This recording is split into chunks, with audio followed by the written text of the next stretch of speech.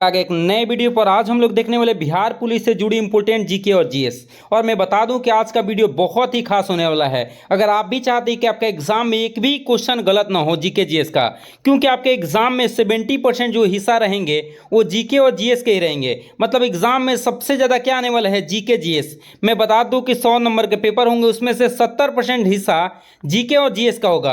अगर आप भी चाहते हैं कि जीके जीएस का एक भी क्वेश्चन गलत ना हो और एग्जाम में आप उतना बेहतर करें जितना खुद से वादा नहीं किया है, तो ये वीडियो वॉच करके जाइए। आप निश्चित 2 से 3 क्वेश्चन आप सही करके आने वाले एग्जाम में। और देखिए, मैं इतना ही नहीं, मैं बता दूं कि आप लोगों को 11 अगस्त को जो पेपर हुए थे उसमें नहीं लड़ा था ना मेरे पढ़ाए हुए, तो लगभग 40+ क्वेश्चन ऐसे आए हुए थे जो कि मैं पढ़ाया हूं। और आपको यकीन नहीं हो रहा है ना, तो जिसने एग्जाम दिया है उससे जाके पूछ लीजिए और जाके आप सारी वीडियो को देख के मिला सकते हैं कि मेरा पढ़ाया हुआ लड़ा हुआ है कि नहीं लड़ा हुआ है। एक बात और मैं बता दूं, या 7 अगस्त को जो पेपर हुआ था ना, तो उसमें से मैं बता दूं कि लगभग 36 से 37 क्वेश्चन ऐसे क्वेश्चन थे जो कि मेरे पढ़ाए हुए क्वेश्चन थे। अगर आप भी चाहते हैं कि एग्जाम में आपका एक भी क्वेश्चन गलत ना हो, तो आप लोग क्या करना है, अभी से जितने भी वीडियो मैंने डाला है सब वीडियो जितना हो सकता है उतना वीडियो आप देख के जाइए, क्योंकि सारे के सारे वीडियो मोस्ट इंपॉर्टेंट वीडियो हैं जो कि मैं बताएं, जो भी क्वेश्चन पढ़ाया हूँ ये सब के सब इंपॉर्टेंट हैं और एग्जाम में आने वाले क्वेश्चन हैं। आज मैं 30 क्वेश्चन में बताने वाला हूं जो कि बहुत इंपॉर्टेंट होने वाला है। एक भी ऐसा क्वेश्चन नहीं होगा जो फालतू का क्वेश्चन होगा। इसलिए अभी तक आपने नहीं जुड़ा है तो अभी हमारे चैनल को सब्सक्राइब कर लीजिए और वीडियो को भी लाइक कर दीजिए। आइए हम लोग एक एक करके क्वेश्चन को समझते हुए चलेंगे बिल्कुल बारीकी से, और आप बेहतर से बेहतर करेंगे। कि पहले क्वेश्चन क्या दे रखा है कि भारत में सर्वाधिक दूध उत्पादन करने वाला कौन सा राज्य है? उत्तर प्रदेश, बिहार, पश्चिम बंगाल, मध्य प्रदेश। तो मैं बता दूं कि सबसे ज्यादा अगर भारत में दूध उत्पादक कोई करता है तो कौन करता है? उत्तर प्रदेश करता है। कौन सा? उत्तर प्रदेश। मैं आप लोगों से एक प्रश्न पूछना चाहता हूं जो कि मुझे लगता है कि इस बार का जो एग्जाम है 21 अगस्त को, उसमें आने की चांसेस इसका बहुत ज़्यादा है। तो मेरा प्रश्न यही है कि बताइए, बिहार का कौन सा जिला है, बिहार का कौन सा जिला है जो सुधा दूध उत्पादन करता है, जिसका मार्केट में सबसे ज़्यादा जो सुधा दूध बिकता है ना, वो कहाँ किस जिला में बनता है? इसका आंसर आप लोग कमेंट करके बताइए। लेकिन इसका आंसर मैं बता दिए कि सर्वाधिक दूध उत्पादन करने वाला कौन सा राज्य है, तो आप लोग को याद कर लेना है कि उत्तर प्रदेश। कौन सा है? उत्तर प्रदेश है। अगला क्वेश्चन पे आ जाते हैं। अगला क्वेश्चन देखिए क्या दिया गया है। अगला क्वेश्चन है कि बिहार में डीजल इंजन बनाने वाला पहला कारखाना कहाँ खोला गया था? उत्तर प्रदेश, सतारा, मुंगेर, तारापुर। बताइए इसका आंसर क्या होने वाला है। तो मैं बता दूं कि भारत में डीजल इंजन बनाने वाला पहला कारखाना जो खोला गया था वो सतारा में खोला गया था। कहाँ पे? सतारा में। और ये सतारा कहाँ पड़ता है? तो महाराष्ट्र में पड़ता है। ये भी बात याद रख लीजिएगा कि सतारा कहाँ पड़ता है? महाराष्ट्र में, जहाँ पे डीजल इंजन बनाने का पहला कारखाना खोला गया था। और ये कब खोला गया था ये भी याद रख लीजिएगा, तो 1932 में। ये दोनों क्वेश्चन आप लोग याद रखिएगा कि भारत में डीजल इंजन बनाने का पहला कारखाना कहाँ खोला गया था? सतारा में। और ये सतारा कहाँ पे है? सतारा आपको पड़ता है महाराष्ट्र में। और ये कब खोला गया था? तो 1932 में। ये जितने भी मैं बता रहा हूँ सब के सब इंपॉर्टेंट है, एक भी फालतू का नहीं बता रहा हूँ। आप अगर बेहतर करना चाहते हैं तो बिल्कुल आप जुड़िए और बहुत बेहतरीन करेंगे। उतना ही नहीं, आप उतना बेहतर करेंगे जितना आप खुद से वादा नहीं किए हैं। और देखिए, अभी तक आपने वीडियो को लाइक नहीं किया तो प्लीज़ आप लोग लाइक कर दीजिए और चैनल को सब्सक्राइब जरूर करके जाइए। देखिए, आपके एक चैनल सब्सक्राइब करें में 10 सेकेंड नहीं लगेगा, लेकिन आपके एक चैनल सब्सक्राइब से और एक लाइक से समझ लीजिए हम लोग को बहुत सपोर्ट मिलता है। तो इसलिए प्लीज़ आप लोग सपोर्ट कीजिए। अगला क्वेश्चन देखिए क्या है। भारतीय बैंकों की विदेश में सबसे अधिक शाखाएं कहाँ है? USA, Sri Lanka, UK, Brazil. तो मैं बता दूं कि भारतीय बैंकों की विदेश में सबसे ज़्यादा शाखा कहीं है, वो है यूके में। याद रख लीजिएगा कि भारतीय बैंकों की विदेश में सबसे अधिक शाखा कहाँ पे है? यूके में है। ये बहुत ज़्यादा इंपॉर्टेंट है। देखिए, जो भी मैं बताता हूँ ना, ये बहुत ज़्यादा मैं बताता हूँ इंपॉर्टेंट। ऐसा कोई फालतू का क्वेश्चन नहीं बताता हूँ जो आपके एग्जाम में ना आए। और मैं यहाँ से 2-3 क्वेश्चन और मैं बता देता हूँ जो कि याद रखिएगा। कि पूछ देता है कि विश्व में सबसे अधिक सहकारी संस्था कहाँ है? सहकारी संस्था अगर पूछता है कि सबसे ज़्यादा विश्व में सहकारी संस्था सबसे ज़्यादा कहाँ है, तो याद रखिएगा भारत। क्या पूछेगा कि भारत में ये विश्व में सबसे अधिक सहकारी संस्थाएं कहाँ पे है, तो आपको याद रख लेना कहाँ पे है, भारत में है। देखिए, मैं जितने भी बताऊँ ना उसको नोट डाउन करते हुए और याद करते हुए चलेगा ना, तो आप बहुत बेहतर करिएगा। क्वेश्चन देखिए क्या है। अगला क्वेश्चन है राष्ट्रीय स्वास्थ्य मिशन के प्रारंभ कब हुआ था? 2013, 2010, 2015 और 2000 ईस्वी। क्या पूछ रहे हैं कि राष्ट्रीय स्वास्थ्य मिशन, तो राष्ट्रीय स्वास्थ्य मिशन की जो शुरुआत होता 2013 में हुआ था। याद रख लीजिएगा कि इसका राइट आंसर जो होने वाला ए नंबर बिल्कुल करेक्ट होने वाला 2013 में। और इसका उद्देश्य क्या था ये ध्यान रखें, मैं क्या बोल रहा हूँ, मैं जो बता रहा हूँ सुनिएगा ध्यान से। राष्ट्रीय स्वास्थ्य मिशन की शुरुआत हुआ था 2013 में और इसका उद्देश्य था कि संक्रामक, देखिए क्या मैं बता रहा हूँ ध्यान सुनिएगा प्लीज आप लोग सुनिएगा, संक्रामक और गैर संक्रामक रोगों से निपटने के लिए ग्रामीण एवं शहरी क्षेत्रों में स्वास्थ्य प्रणाली को मजबूत करना। मतलब क्या, जो संक्रामक रोग होते हैं और असंक्रामक रोग होते हैं उन दोनों रोगों से निपटने के लिए ग्रामीण और शहरी क्षेत्रों में राष्ट्रीय स्वास्थ्य मिशन की शुरुआत किया गया था। कब? 2013 में। मैं फिर से बता देता हूँ, राष्ट्रीय स्वास्थ्य मिशन के प्रारंभ हुआ था 2013 में। इसका उद्देश्य क्या था कि संक्रामक और गैर संक्रामक रोगों से निपटने के लिए ग्रामीण एवं शहरी क्षेत्रों में स्वास्थ्य प्रणाली को मजबूत करना इसका मेन उद्देश्य था। किसका? राष्ट्रीय स्वास्थ्य मिशन का। देखिए मैं जो भी बता रहा हूँ ना सब के सब इम्पोर्टेंट है, जो उद्देश्य में बताए वो भी इम्पोर्टेंट है, इसलिए प्लीज आप लोग याद करते हुए चलिएगा। अगला क्वेश्चन देखिए क्या है कि विश्व में दूध उत्पादन करने में भारत का कौन सा स्थान है? बताइए कौन है? पहला ऑप्शन है, पहला है, दूसरा है, तीसरा है, चौथा। तो मैं बता दूं कि विश्व में दूध उत्पादन करने में भारत का जो स्थान है, बता दूं कि इसका राइट आंसर जो होने वाला है ए नंबर है, पहला स्थान है। विश्व में दूध उत्पादन करने में भारत का जो स्थान है वो पहला है। तो दूसरे नंबर पे कौन है? आपके मन में ऐसा होगा कि दूसरे नंबर पे कौन है? पहले नंबर पे तो भारत है जिसमें सबसे ज़्यादा दूध उत्पादन किया जाता है, तो दूसरे नंबर पे जो आता है वो है यूएसए। याद रखिएगा, यूएसए दूध उत्पादन में कितने नंबर स्थान पे आता है? दूसरे नंबर स्थान पे आता है। याद रखिएगा कि विश्व में दूध उत्पादन करने में भारत का कौन सा स्थान है? पहला, और यूएसए का कौन सा स्थान है? दूसरा। याद कर लीजिएगा, ये भी इंपॉर्टेंट है। और यहीं से जुड़ा हुआ एक और क्वेश्चन मैं बता देता हूं कि दाल उत्पादन में क्या पूछेगा, अगर दाल पूछेगा कि दाल उत्पादन में भारत का विश्व में कौन सा स्थान है, तो इसमें भी पहला है। मतलब दूध भी सबसे ज्यादा उत्पादन कौन करता है? भारत। और दाल भी सबसे ज्यादा उत्पादन कौन करता है? भारत करता है। ये दोनों क्वेश्चन मैं बताया हूं ना, बहुत ज्यादा इंपॉर्टेंट है और यहां से एग्जाम में आने की चांसेस बहुत ज्यादा बढ़ जाती है, इसलिए आप लोग याद अच्छे से कर लीजिएगा। क्योंकि देखिए मैं जो भी क्वेश्चन बता रहा हूं ना, एक भी फालतू का क्वेश्चन नहीं बता रहा हूं। मैं जो भी क्वेश्चन बता रहा हूं ये सब के सब एग्जाम वाले क्वेश्चन है और एग्जाम में पूछे जाते हैं और आएंगे भी। अगले क्वेश्चन पे आ जाते हैं। अगला देखिए क्या है, अगला क्वेश्चन है कि मिशन इंद्रधनुष की शुरुआत भारत में कब हुआ था? 2013, 2010, 2015, 2014। तो यहाँ पे क्या दे रखा है? मिशन इंद्रधनुष की शुरुआत। तो मैं बता दूं कि मिशन इंद्रधनुष की शुरुआत जो होता 2014 में हुआ था। कब हुआ था? 2014 में मिशन इंद्रधनुष की शुरुआत हुआ था। और इसका उद्देश्य क्या था कि बच्चों को टीका लगाना। इसका मुख्य उद्देश्य क्या था? बच्चों को टीका लगाना, जिन्हें आंशिक रूप से 7 बीमारियों का टीका नहीं लगाना है।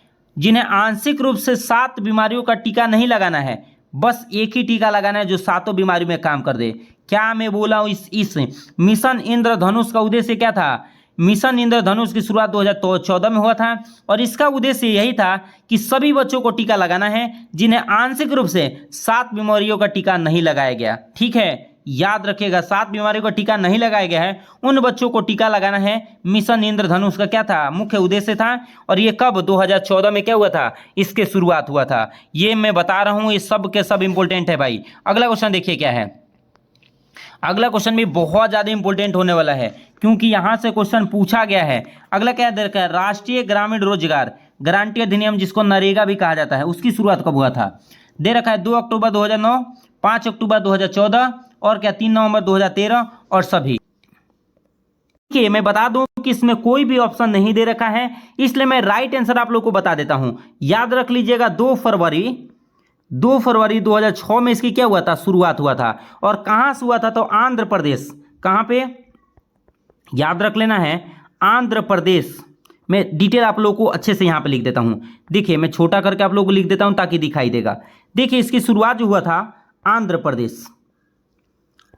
प्रदेश के कौन से गांव से हुआ था? तो अनंतपुर से हुआ था। अनंतपुर से इसकी शुरुआत हुआ था। कब हुआ था?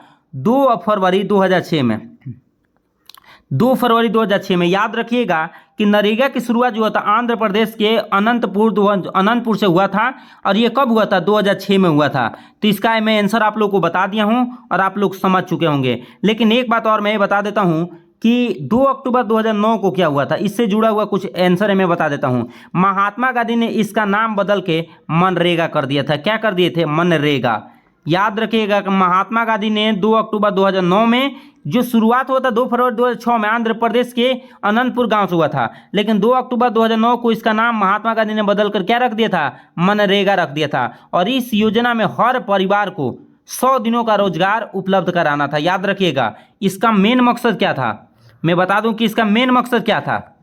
देखिए, मैं बता दूं कि नरेगा का मेन मकसद क्या था कि 100 दिनों तक जितने भी हैं मजदूर, उनको 100 दिनों तक जॉब देना ही देना है। समझ रहे ना? याद रखिएगा। और इस योजना में केंद्र सरकार एवं राज्य सरकार के मध्य 90% एवं 10% सहयोग दिया जाता था। याद रख लीजिएगा। क्वेश्चन पे आ जाते हैं। अगले देखिए क्वेश्चन क्या दे रखा है। अगला भी बहुत ज़्यादा इंपॉर्टेंट है, और इसमें जितने भी बता रहा हूँ ये सबको अगर सही पूरा आप सुनते हुए चल रहे हैं तो बहुत बेहतरीन करने वाले हैं। अगला है कि सर्व शिक्षा अभियान भारत में कब शुरू हुआ था? सर्व शिक्षा अभियान भारत में कब शुरू हुआ था? 2 अक्टूबर 2000, 2 अक्टूबर 2009, 5 अक्टूबर 2014, 3 नवंबर 2013। तो मैं बता दूं कि इसकी शुरुआत जो हुआ था वो कब हुआ था? तो 2000 ईस्वी में इसकी शुरुआत जो हुआ था सर्व शिक्षा अभियान। इसमें मैं बता दूं कि इसमें भी ऑप्शन नहीं दिया गया है, जो कि मिस्टेक से सब कुछ लिख दिया गया है। मैं बता दूं कि इसकी शुरुआत हुआ था 2001 से। याद रख लीजिएगा, इसकी शुरुआत कब हुआ था? 2001 से। याद रख लीजिएगा, सर्व शिक्षा अभियान की शुरुआत जो हुआ था 2001 से हुआ था। कब से हुआ था? 2001 से। और इसका मुख्य उद्देश्य क्या था? कि गरीब बच्चों को शिक्षा देना है। इसका मेन उद्देश्य क्या था? सर्व शिक्षा अभियान का मेन उद्देश्य यही था कि जितने भी गरीब बच्चे हैं उनको शिक्षा उपलब्ध कराना है। और इस योजना में केंद्र सरकार एवं राज्य सरकार का जो है 50-50% मददगार था। केंद्र सरकार 50% मदद करती थी और राज्य सरकार कितने परसेंट? 50%। ये 2001 में शुरू हुआ है सर्व शिक्षा अभियान। आप लोग सही पूर्वक याद कर लीजिए। देखिए, मैं जो भी उद्देश्य बता रहा हूँ वो भी इंपॉर्टेंट है, और जितने में भागीदारी बता रहा हूँ ये भी इंपॉर्टेंट है। यहाँ से भी क्वेश्चन एग्जाम में आने की चांसेस बहुत ज़्यादा रहती है। देखिए, मैं एक भी फालतू का क्वेश्चन नहीं बता रहा हूँ। सोच रहा हूँ कि आप लोग बेहतर से बेहतर करें और एग्जाम उतना बेहतर करें जितना आप सोचे नहीं होंगे, इसलिए मैं सब कुछ अच्छे से बता रहा हूँ। अगला देखिए, विश्व का प्रसिद्ध शेयर बाजार जिसमें जापान का सूचकांक क्या है? निक्की, जॉर्डन, जेसेट और मिडेक्स। तो मैं बता दूं कि जापान का जो सूचकांक है वो क्या होने वाला है? निक्की होने वाला है। और जापान को हम लोग टोक्यो भी बोलते हैं। क्या बोलते हैं? टोक्यो। जापान को टोक्यो बोलते हैं, निके है। और ये लिखा हुआ है आप लोग को मैं बता दूं, जो यहाँ पे है डो जोन्स, यहाँ पे डो जोन्स होता है, और ये गलती से लिख दिया गया। इसका मैं बता देता हूँ आप लोग को, 3-4 में बता देता हूँ तो ताकि आप याद कर लीजिएगा। सबका मैं बता ही देता हूँ ताकि आप लोग को याद रह जाएगा तो बहुत अच्छा ही है, ताकि आप एग्जाम में बेहतर करिए। ठीक है, मैं बता दूं कि अगर पूछेगा कि ये देखिए जो जोन्स, ये किसका सूचकांक है मैं बता देता हूं। डो जोन्स, तो मैं बता दूं जो जोन्स जो होने वाला है यूएसए का होने वाला है। किसका है? यूएसए का। और नास्डाक, मैं बता दूं नास्डाक जो है वो होने वाला, ये भी यूएसए का होने वाला है। किसका? यूएसए का। सेट जो है वो थाईलैंड का होने वाला है। सेट कहाँ का है? थाईलैंड का। याद रख लीजिएगा, ये सेट कहाँ का है? थाईलैंड का है। और इसी के साथ और मैं बता देता हूँ आप लोग को 2-3। मिसडेक्स कहाँ का होने वाला है? तो जर्मनी का। कहाँ का? जर्मनी का। याद रख लीजिएगा आप लोग। मैं जितने भी बता रहा हूँ ये सब इंपॉर्टेंट है, और आप लोग को इसी के साथ आप लोग को सेट बता ही दिया। देखिए, मैं जितने भी बताइए सब के सब बहुत ज़्यादा इंपॉर्टेंट है, एक भी फालतू का नहीं है, इसलिए आप लोग अच्छे से समझते हुए चलिएगा। ठीक है, अगले क्वेश्चन पे आ जाते हैं। अगला क्वेश्चन देखिए क्या है कि ज्योति तीव्रता का एसआई मात्रा क्या होता है? Metre, kilometre, second, ampere.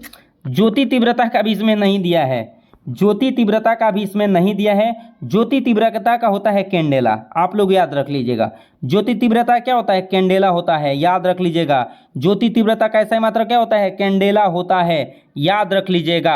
अगले पे आ जाते हैं, मैं बता देता हूँ। मीटर किसका होता है? मीटर लंबाई का होता है। लंबाई का एसआई मात्रा क्या होता है? मीटर होता है। किलोग्राम किसका होता है? बताइए, किलोग्राम किसका होता है? तो द्रव्यमान का होता है। याद रख लीजिएगा, द्रव्यमान का एसआई मात्रा क्या होता है? किलोग्राम। और वही सेकंड किसका होता है? समय का।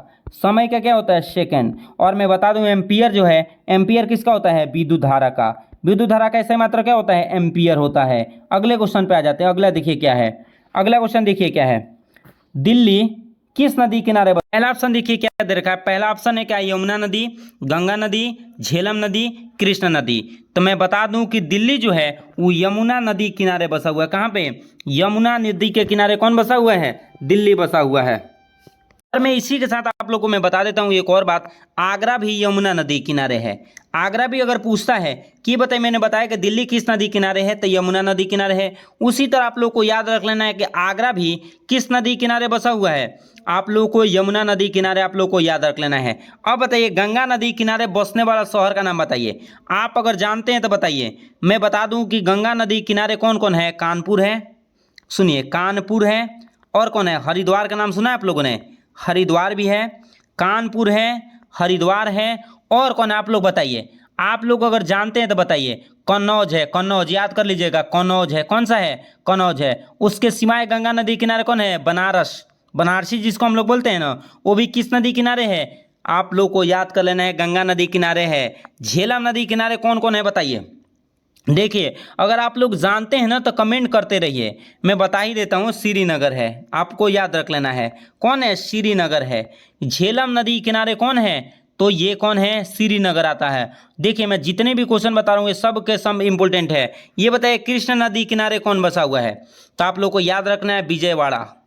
विजयवाड़ा जो नगर है वो किस नदी किनारे बसा हुआ है, तो विजयवाड़ा कृष्णा नदी किनारे बसा हुआ है। अगला देखिए क्या है, अगला क्वेश्चन है, बद्रीनाथ किस नदी किनारे बसा हुआ है, अलकनंदा नदी, सतलज नदी, ब्रह्मपुत्र नदी, कावेरी नदी। तो मैं बता दूं कि जो बद्रीनाथ जो बसा हुआ है वो अलकनंदा नदी किनारे बसा हुआ है। कौन सा, अलकनंदा नदी के किनारे बसा हुआ है। ये बताइए कि सतलज नदी किनारे कौन सा शहर है, एक शहर का नाम बताइए जो सतलज नदी किनारे है। मैं बता दूं कि लुधियाना। कौन सा है, लुधियाना जो शहर है वो कहाँ है, सतलज नदी किनारे कौन सा शहर है, आपको याद रखना है, कौन है, सतलज नदी किनारे लुधियाना है। ब्रह्मपुत्र में कौन कौन है बताइए, ब्रह्मपुत्र नदी किनारे कौन कौन बसा हुआ है बताइए। इसका आंसर आप लोग को कमेंट में देना है, अगर जानते हैं तो बताइए। मैं आप लोग को एक बता देता हूँ, गुवाहाटी, गुवाहाटी एक मैं बता देता हूं, और एक का आंसर आप लोग कमेंट करके बताइए। कावेरी नदी किनारे बताइए कि कौन कौन बसा है, तो मैं बता देता हूं कौन कौन है बताइए। तिरुचिल्लापरी, कौन सा है, तिरुचिल्लापरी है, और श्रीरंगपट्टनम है। कौन है, श्रीरंगपट्टनम है। ये दोनों आप लोग को याद कर लेना अच्छे से। और अगले क्वेश्चन पे आ जाते हैं। अगला क्वेश्चन है कि कॉपर की परमाणु संख्या कितनी होती है, 27, 26, 29, 24। तो मैं बता दूं कि कॉपर की परमाणु संख्या जो होती है 29 होती है। कितनी होती है, 29 होती है। आज हम लोग इतना ही रहने देंगे, लेकिन अभी तक आपने पूरा वीडियो देखा है, अगर वीडियो को लाइक नहीं किया तो प्लीज़ आप लोग वीडियो लाइक करके जाइए, और चैनल सब्सक्राइब नहीं किया तो चैनल भी सब्सक्राइब कर लीजिए। चलिए इसी के साथ मिलते हैं अगले वीडियो में, तब तक ले जय हिंद।